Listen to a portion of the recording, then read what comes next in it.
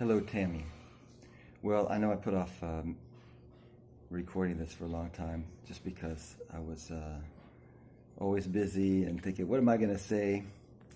And because I can't reach you on WhatsApp and Messenger, I thought, well, what am I going to do? How am I going to get this message to Tammy? And I thought, well, I will just have to upload it to YouTube.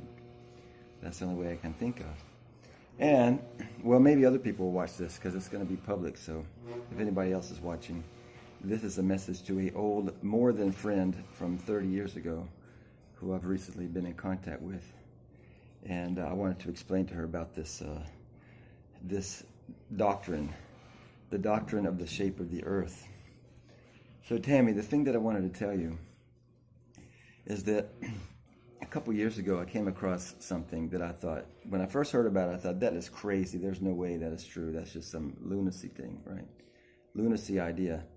And then I heard one of my, this Christian leader that I respect mentioned it, and that he said that he thought it was true. And I thought, well, if he says it, and that was Bill Schnoebelen.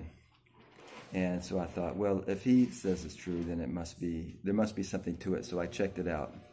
So I looked into it, and for 3 days, I was just like totally mesmerized. I was just like overcome with, I couldn't believe the things that I was seeing. And you know that I'm a pretty technical and logical person. You know, I'm into mechanical things and how things work. And you know that about me from the past, right? So, you know, I'm not one to be, I'm logical when it comes to facts and figures and mathematics and things like that.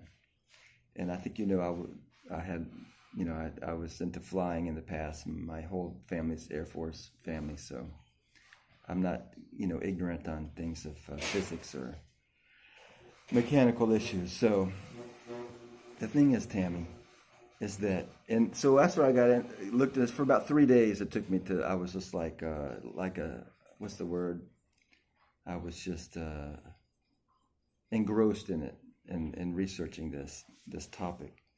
And so after about 3 days, I figured out, wow, this is really true. This is really freaky. This is really changing my whole worldview.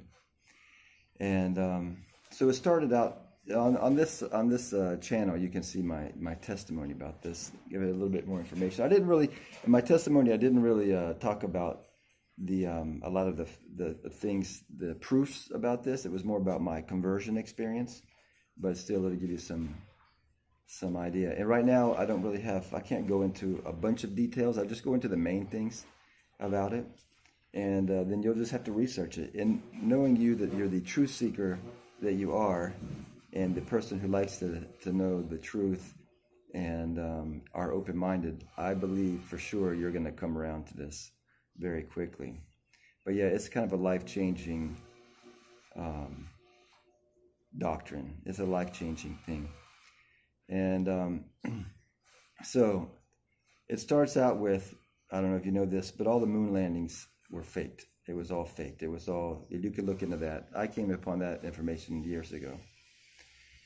And so once you get past that point, that you realize that they faked it, that there was no way that they went all the way there and all the way back, and there's, you know, nobody died, and there was no, they never practiced landing that thing. And then you see all the fake pictures. The proof is in the pictures.